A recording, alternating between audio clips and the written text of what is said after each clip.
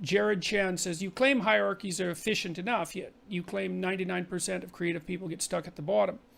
Oh, yeah, well, that's not a contradiction. What kind of propels you up hierarchies of authority is intelligence and conscientiousness, right? And so then you might say, well, what about creativity? And it looks like creativity is, as you sort of know, is an out-of-the-box phenomena. And the problem is that if you're within a hierarchy, there's a ladder upward that you can climb rung by rung. And basically to do that, you have to do your damn job.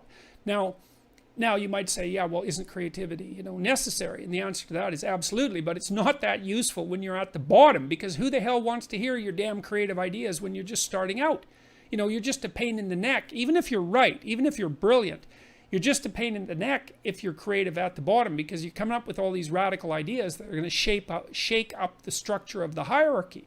And plus, you haven't indicated your credibility. You haven't demonstrated your credibility to any great degree. So people are going to just write you off they're just going to write you off because it's easier than taking you seriously.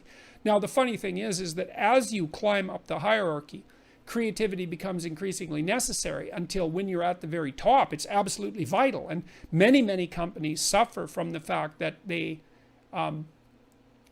promote conscientious people continually up the ladder, and then they end up at the top with no creative people. But it's hard for the creative people to climb to the top because creativity isn't one of those things that ratchets you up a hierarchy of competence. So they're efficient on the conscientious end and efficient on the intelligent end, but creativity is a whole different thing. I mean, partly because how the hell do you evaluate a creative person? You can't, by definition, because to have a structure of evaluation means that something has to be done in a tried and true and measurable manner, and that isn't what a creative person does. Like they make a left turn, a 90-degree turn, and they say, well, I'm going to do it completely differently. It's like, well, how is someone going to evaluate you if you do that?